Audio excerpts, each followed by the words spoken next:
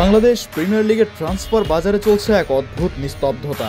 যে ফুটবলারদের এক মৌসুম আগেও দাম ছিল 50 থেকে 60 লাখ টাকা, এখন তারা দল পাচ্ছেন 10-15 লাখ টাকায়। কেউ কেউ আবার এখনো দল পাননি। প্রশ্ন জাগছে, কেন হঠাৎ এমন ধস দেশের ফুটবলারদের বাজারে? ফেডারেশন ও ক্লাব সূত্রে জানা গেছে মূল কারণ অর্থনৈতিক সংকট ও ক্লাবগুলোর বাজেট সংকোচন। বেশ কয়েকটি বড় ক্লাব স্পন্সর হারিয়েছে, অনেকে খরচ কমাতে বাধ্য হয়েছে।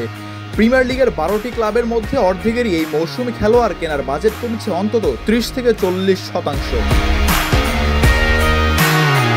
এক ক্লাব কর্মকর্তার ভাষায়, আগে যেখানে এক খেলোয়াড়ের পেছনে 50 লাখ দিতাম, এখন সেটা অসম্ভব। স্পন্সর কমে গেছে, দর্শক কমেছে, আয়ও তলানিতে।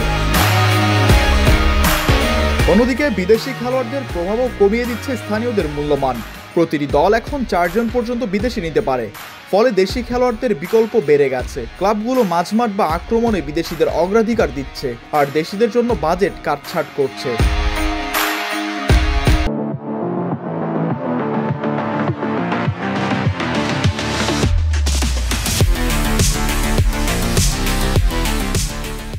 এছাড়া জাতীয় দলে ধারাবাহিক পারফরমেন্সের অভাব, স্থানীয় লিগে মানহীন খেলা ও তারকা সংকটও এই দরপতনের বড় কারণ। নামকরা ফুটবলাররাও এখন আগের মতো আলোচনায় নেই। মিডিয়া কভারেজ কমে যাওয়ায় বাজার মূল্য ধরে রাখাও কঠিন হয়ে পড়েছে। ফুটবলারদের মধ্যে হতাশাও স্পষ্ট। একজন জাতীয় দলের নিয়মিত খেলোয়াড় নাম প্রকাশ না করার শর্তে বলেন, আমরা বছরের পর বছর মাঠে ঘাম ঝরাই, কিন্তু পারিশ্রমিক কমছে। কেউ যদি 10 লাখ টাকায় চুক্তি করে পরের জনকে 8 লাখেই রাজি হতে হয়।